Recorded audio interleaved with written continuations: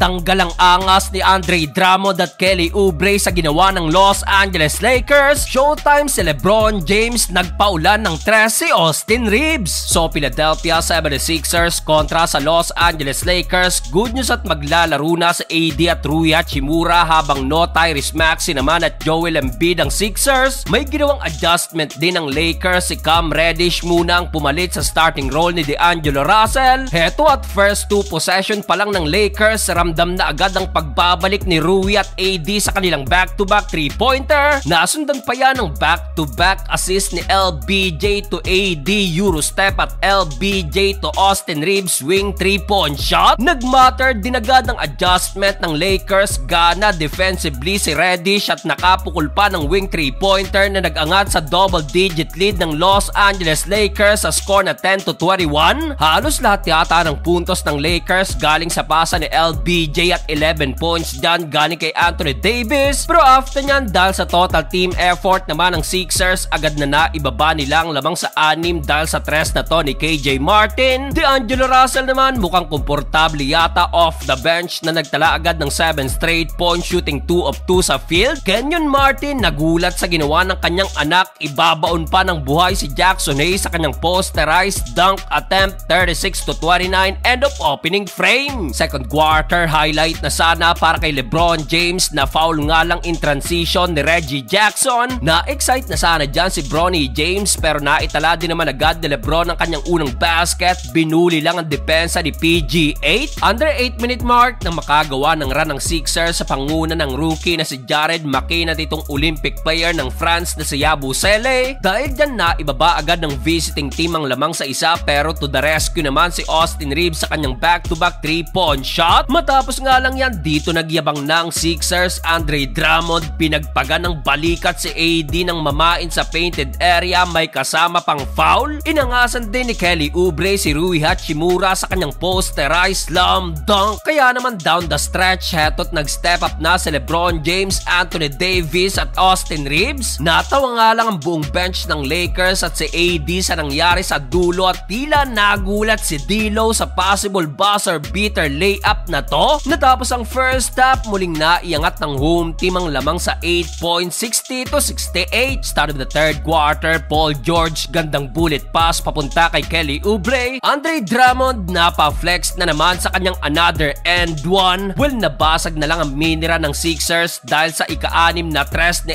AR-15, shooting 6 of 7 beyond the arc. So far, 20 points na si Austin Reeves. Napa-take over pa si LeBron James na kinakain lang ang mga defenders sa kanyang mga driving layup. Anthony Davis naman tinanggalan na ng angas si Drummond, butatang inabot sa play na to. Grabe naman ang alat ni Dalton Connect, shooting 0 of 7 sa field, butatapang inabot kay KJ Martin. Pero naibawi naman siya ni Anthony Davis, butata rin ang inabot ng rookie ng Sixers. Dito gandang play ng Lakers, D'Lo to Dalton Connect. Finally nakascore na rin ang rookie ng Los Angeles Lakers. LeBron James naman sinuklian si D'Lo back to back behind the back. Showtime ang home team. Kumana pa ng big time 3-point shot si LeBron James na nagbaon sa 15-point lead ng Lakers, 96-81. Fourth and final quarter, LeBron James nambuli na naman, turn around dive na nasundan pa ng another assist to Jackson Hayes cutting dunk. So far may triple-double na si LBJ with 16 points, 11 rebounds at 13 assists. Halfway mark, sumubok pang humabol ang visiting team na pinanguna ni Paul George. Pero dahil kay LeBron James, heto't mapuputol na ang losing streak ng Los Angeles Lakers.